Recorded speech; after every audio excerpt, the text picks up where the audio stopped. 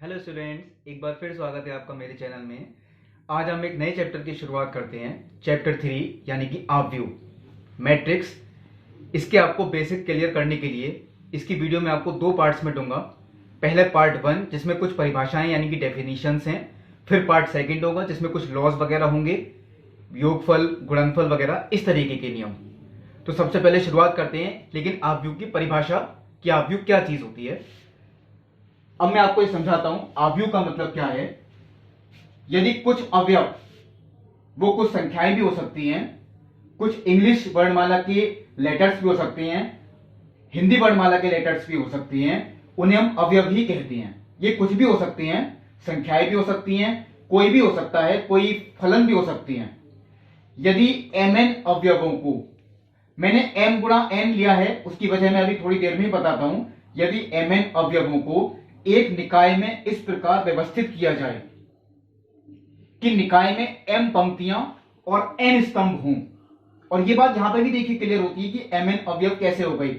अगर किसी निकाय में m पंक्तियां हैं और स्तंभों की संख्या n है, और मैं कहता हूं टोटल अवयवों की संख्या कितनी होगी, तो हमें इनकी गुणा ही करनी पड़ेगी। जैसे कि मैं कहता हूं, मान लीजिए किसी निकाय में 4 पंक्तियां हैं और हर पंक्ति में 3 स्तंभ भी हैं, तो 4 तिया 12, यानी टोटल अवयवों की संख्या कितनी हो गई, 12। इसलिए मैंने यहां m इंटू एन लिखा है। मैं ऐसे कोई और भी लेटर ले सकता था, लेकिन सिर्फ समझाने की वजह से मैंने m इंटू एन लिया है। यदि किसी निकाय में m पंक्तियां और n स्तंभ हों लेकिन वो अवयवों के हों, तब ऐसा निकाय आपव्यूह कहलाता है, जिसका क्रम m इंटू एन यानी कि m गुणा n होता है। यह बात सब लोगों को ध्यान रखनी है, आपव्यूह का क्रम लिखने के लिए हमेशा जो पंक्तियों की संख्या होती है वो सबसे पहले लिखी जाएगी, और जो स्तंभों की संख्या होती है वो बाद में लिखी जाएगी। यानी कि m इंटू एन, क्योंकि हम पंक्तियां m थी इसलिए हमने m को पहले लिखा, स्तंभ n थे इसलिए n को बाद में लिखा। अब इसे लिखते किस तरीके के हैं, यानी किस तरीके का निकाय होता है। मान लीजिए मैंने लिखा है यहां पे m पंक्तियां हैं और n स्तंभ हैं, तो यह आपकी पहली पंक्ति कहलाएगी, यह आपकी दूसरी पंक्ति कहलाएगी, इसी तरीके से तीसरी पंक्ति, और लास्ट में एमवी पंक्ति, क्योंकि टोटल पंक्तियां ही m है, इससे ज्यादा नहीं हो सकती, तो ये एमवी पंक्ति है। अब आती है स्तंभ की बात, इन्हें हम स्तंभ कहते हैं। ये पहला स्तंभ, ये दूसरा स्तंभ, ये तीसरा स्तंभ और ये nवां स्तंभ। तो ये बात सबको ध्यान रखनी है, जितनी क्षैतिज रेखाएं होती हैं वो सब पंक्तियां कहलाती हैं, और जितनी ऊर्ध्वाधर रेखाएं होती हैं वो स्तंभ कहलाती हैं। यानी हॉरिजॉन्टल वो होती हैं पंक्तियां, और जो वर्टिकल होती हैं वो होते हैं स्तंभ। अब ये जो मैंने नियम लिखा है, कुछ जैसे यहां 1 1 लिखा, ये 1 2 लिखा, ये 1 3 लिखा, ये भी अभी बताता हूं क्योंकि इस पर आधारित पहली प्रश्नावली में क्वेश्चंस भी हैं। ये अवयव ऐसा है जो पहली पंक्ति में है और पहले स्तंभ में है। तो पंक्ति के लिए जो पहला वाला नंबर है वो पंक्ति के लिए ही होता है, जैसे कि यहां बताया था मैंने, और जो दूसरा वाला नंबर है वो स्तंभ के लिए होता है। इसलिए मैंने यहां 1 1 लिखा, क्योंकि ये अवयव पहली पंक्ति और पहले स्तंभ में है। अब जैसे मैं इसी की बात करता हूं, ये अवयव ये दूसरी पंक्ति में है इसलिए यहां 2 लिख दिया, और ये तीसरे स्तंभ में है, पहला दूसरा तीसरा, इसलिए यहां 3 लिख दिया। तो इसके लिए यहां 2 और 3 आ गया, क्योंकि ये दूसरी पंक्ति में है और ये तीसरे स्तंभ में है। ऐसे ही मैं ये बात करता हूं इसकी, यानी कि सबसे लास्ट वाले अवयव की, तो ये एमवी पंक्ति में है इसलिए m पहले आया, और ये nवें स्तंभ में है क्योंकि सबसे लास्ट वाला स्तंभ है, ये nवां स्तंभ इसलिए यहां n आ गया, तो ये हो गया mn। अब इसे शॉर्ट में हम इस तरीके से भी लिख सकते हैं, ये मैं आपके सामने लिख के दिखाता हूं, क्योंकि कभी कभी ऐसा होता है क्वेश्चन इस तरीके से भी आपको लिखा हुआ मिलता है a, लेकिन I और J लिखा होता है यहां पर। इसका मतलब ये है ये एक अवयव है, लेकिन आपव्यूह का अवयव ये तो वही है जो मैंने लिखा, लेकिन ये ऐसा अवयव है जो आईवी पंक्ति और जेवे स्तंभ में है। आईवी पंक्ति देखिए, पंक्ति अब भी पहले ही आई, और जेवा स्तंभ यानी स्तंभ बाद में आया। जैसे कि ये आई का मान यहां पे 2 हो गया क्योंकि ये दूसरी पंक्ति में है, और जे का मान यहां पे कितना हो गया 3। तो हम तुलना भी कर सकते हैं। मैं अगर इसी की बात करता हूं तो ये आई का मान 1 हो गया और जे का मान हो गया 3। अगर हम इसकी बात करें तो आई का मान m हो गया और जे का मान हो गया 3।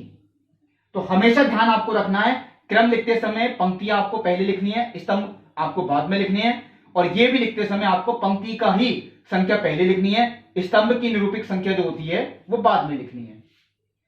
अब आता है आपव्यूह के प्रकार, ये पूरा निकाय, ये तो होता है आव्यूह। अब आव्यूह कितने प्रकार के होते हैं? सबसे पहला प्रकार पंक्ति आव्यूह, यानी कि रो मैट्रिक्स, क्योंकि ये रोज होती हैं इसलिए। ऐसा आव्यूह जिसमें केवल एक पंक्ति हो, यानी कि एक रो। स्तंभ कितने ही हो कोई फर्क नहीं पड़ता, पंक्ति अगर केवल एक ही है तो उसे हम पंक्ति आव्यूह कहते हैं। जैसे कि आप ये देख सकते हैं, इसमें केवल एक ही पंक्ति है। हाँ, स्तंभ 3 है इसमें, ये पहला स्तंभ, ये दूसरा स्तंभ, ये तीसरा स्तंभ, तो ये एक पंक्ति आव्यूह है। और इसका क्रम हो गया 1 गुणा 3, क्योंकि इसमें एक पंक्ति है और स्तंभ 3 है, तो ये 1 गुणा 3 क्रम का हुआ। अब आता है स्तंभ आव्यूह। ऐसा आव्यूह जिसमें स्तंभ केवल एक हो, पंक्तियां कितनी ही हो कोई फर्क नहीं पड़ता, उसे हम कहते हैं स्तंभ आव्यूह। जैसे कि यहां पर अगर हम देखते हैं तो स्तंभ केवल एक ही है। हाँ, पंक्तियां 3 हैं, ये पहली पंक्ति, ये दूसरी पंक्ति, ये तीसरी पंक्ति में और भी बढ़ा सकता था। तो ये हो गया स्तंभ आव्यूह, लेकिन 3 गुणा 1 क्रम का, क्योंकि इसमें 3 पंक्तियां हैं, पंक्तियों की संख्या पहले ही आएगी। स्तंभ केवल एक है तो ये बाद में लिखा। तो ये होते हैं पंक्ति आव्यूह और स्तंभ आव्यूह। अब होता है वर्ग आव्यूह। ऐसा आव्यूह जिसमें पंक्ति और स्तंभों की संख्या समान हो, यानी जितनी पंक्ति हो उतने ही स्तंभ हो। इसलिए मैंने यहां शॉर्ट में लिख दिया m बराबर n। जैसे ऊपर लिखा था m गुणा n, लेकिन अगर पंक्ति और स्तंभ होंगे ही बराबर तो m और n का मान बराबर हो गया। ऐसा आव्यूह होता है वर्ग आव्यूह। जैसे कि ये मैंने लिखा 2 गुणा 2 क्रम का, क्योंकि इसमें 2 ही पंक्ति हैं और 2 ही स्तंभ हैं। ये लिखा मैंने 3 गुणा 3 क्रम का, क्योंकि इसमें 3 पंक्ति हैं और 3 ही स्तंभ भी हैं। इन्हीं को हम कहते हैं वर्ग आव्यूह। सबसे ज्यादा क्वेश्चंस आपको मिलेंगे तो वो इन्हीं के ही मिलेंगे, और कुछ परिभाषाएं भी वो इसी वर्ग आव्यूह पे ही डिपेंड भी हैं। अब आता है विकर्ण आव्यूह। ऐसा वर्ग आव्यूह, ध्यान से देखें, ऐसा वर्ग आव्यूह जिसके केवल विकर्ण में ही कुछ अवयव होंगे, बाकी सारे अवयवों के मान शून्य हों, वो कहलाता है विकर्ण आव्यूह। आप नीचे देख सकते हैं, ये विकर्ण, इसे हम मुख्य विकर्ण कहते हैं। इस विकर्ण को कुछ नहीं कहते, विकर्ण का मतलब है आपके मुख्य विकर्ण की बात हो रही है। तो इसमें ही कुछ अवयव होंगे, इनसे कोई मतलब नहीं, इन सबका मान 0 ही होगा। यह आपका विकर्ण आव्यूह है 2 गुणा 2 क्रम का। यह भी एक विकर्ण आव्यूह है, क्योंकि इसमें विकर्ण में तो अवयव हैं लेकिन बाकी सब जगह 0 लिखा है, तो यह भी एक विकर्ण आव्यूह है, लेकिन 3 गुणा 3 क्रम का। यह कहलाता है विकर्ण आव्यूह। अब आता है अदिश आव्यूह। इसी विकर्ण आव्यूह के जो अवयव मैंने लिखे हैं यहां तो अलग अलग हैं ये, लेकिन अगर ये सब आपस में बराबर हों तो उसी को कहते हैं हम अदिश आव्यूह। जैसे आप देख सकते हैं, दोनों का मान अगर मैंने k मान लिया तो ये दोनों का मान क्योंकि बराबर है इसलिए एक अदिश आव्यूह हो गया। ये भी एक अदिश आव्यूह है क्योंकि यहां तीनों का मान k के बराबर माना। यानी ये भी एक विकर्ण आव्यूह ही होता है, लेकिन इसमें विकर्ण के जो सारे अवयव होते हैं उनके मान आपस में कैसे होते हैं? बराबर। विकर्ण आव्यूह में सारे बराबर नहीं होंगे, लेकिन जो अदिश आव्यूह होता है उसमें सभी बराबर होंगे, बाकी सब 0 होते हैं। अब आता है इकाई आव्यूह। इसी अदिश आव्यूह में अगर मैं ये बात कहता हूं कि यहां k का मान 1 हो जाए, जैसे 1 0 0 1, वो मैंने लिखा है, यहां पे भी 1 0 0 0 1 0 0 0 1, यानी ये भी एक अदिश आव्यूह ही है, लेकिन अदिश का मान 1 है, तो ऐसा आव्यूह कहलाता है इकाई आव्यूह, यानी कि आइडेंटिटी मैट्रिक्स। इसके क्वेश्चंस बहुत मिलेंगे आपको, इसी को हम इकाई आव्यूह कहते हैं। ये 2 गुणा 2 क्रम का है और ये 3 गुणा 3 क्रम का है। ये बात ध्यान रखें, जितने मैं आपको बता रहा हूं, जैसे कि विकर्ण आव्यूह, अदिश आव्यूह, इकाई आव्यूह, यानी कि ये तीनों ये वर्ग आव्यूह ही होते हैं। मैंने एग्जाम्पल भी आपको लिखे हैं, वर्ग आव्यूह की ही लिखे हैं। अब आती है केवल इसे निरूपित कैसे करते हैं, आपके सामने लिखता हूं। ये आई से निरूपित करते हैं, इंग्लिश का पहला लेटर इन्होंने लिया, लेकिन क्योंकि ये 2 गुणा 2 क्रम का है इसलिए यहां पे हम 2 लिख देंगे, यानी ये I2 है। इसका मतलब ये है कि 2 गुणा 2 क्रम का है। इसका मतलब आप लोग कई खुद भी देख सकते हैं, ये हो गया I3, क्योंकि ये भी इकाई आव्यूह है लेकिन ये 3 गुणा 3 क्रम का है, यानी ये चीज है I3। तो ये इकाई आव्यूह था, बहुत इंपॉर्टेंट था, काफी क्वेश्चंस आपको इकाई आव्यूह के मिलेंगे। अब आता है शून्य आव्यूह।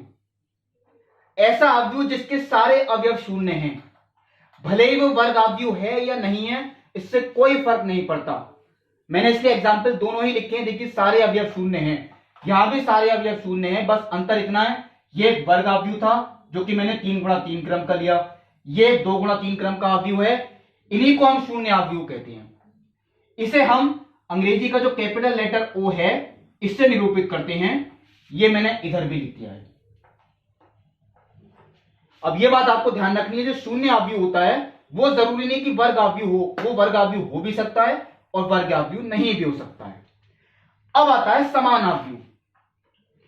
अगर दो अवयव आपको ये चेक करना है कि वो समान है या नहीं, यानी कि इक्वल मैट्रिक्स, तो सबसे पहले आपको देखनी है कि दोनों के क्रम आपको समान लगते भी हैं या नहीं, यानी दोनों अवयव जो आपको दे रखी हैं वो समान क्रम के भी हैं या नहीं। यहां मैंने जो एग्जाम्पल लिखा, इसमें क्योंकि दो पंक्तियां हैं और तीन स्तंभ हैं, यानी कि ये 2 गुणा 3 क्रम का मैंने लिखा है। ये मैं अब लिखता हूं यहां पर, ये अवयव है 2 गुणा 3 क्रम का, और इसमें भी मैंने 2 गुणा 3 क्रम का लिखा है, यानी कि ये 2 पंक्तियां और 3 स्तंभ। इनके क्रम तो समान हैं, इसका मतलब ये समान हो सकते हैं।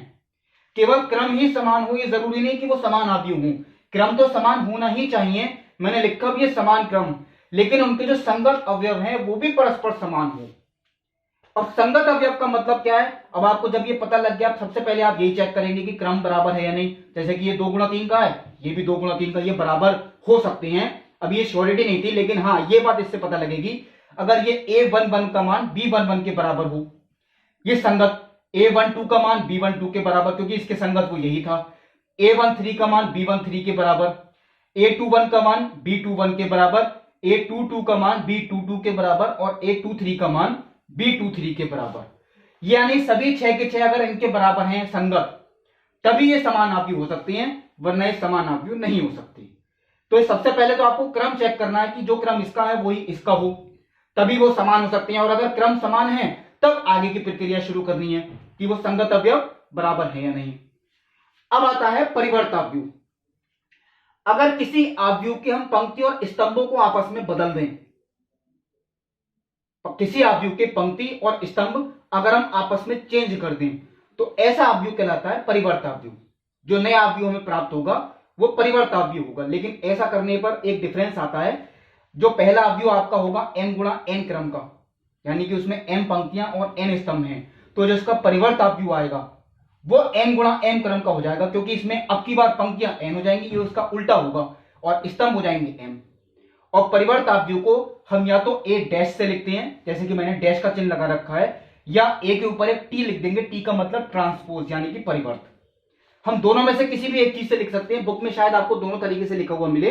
तो ये परिवर्त, मैंने एक एग्जाम्पल भी दिया, मान लीजिए ये a अवयव है, इसमें मैंने 3 पंक्तियां ली हैं और 2 स्तंभ लिए हैं, ये 3 गुणा 2 क्रम का एक अवयव है। अब मैंने ये बात बताई थी, इसी अवयव के पंक्ति को स्तंभों में बदल दें, यानी ये जो पंक्ति थी A11 A22 A12 ये पंक्ति थी, ये मैंने स्तंभ कर दिया, A11 A12 यानी ये पंक्ति को स्तंभ में बदल दिया। दूसरी पंक्ति वो दूसरे स्तंभ में बदल दी, और जो तीसरी पंक्ति थी वो तीसरे स्तंभ में चेंज कर दी। तो जो इसका परिवर्त अवयव हुआ वो ये हुआ। अब इसका क्रम 3 गुणा 2 था, तो इसका 2 गुणा 3 हो गया।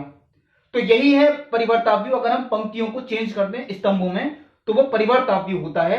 अब एक यहां पे फर्क नहीं पड़ेगा वर्ग अवयव में, क्योंकि वर्ग अवयव में पंक्तियों और स्तंभों की संख्या समान होती है।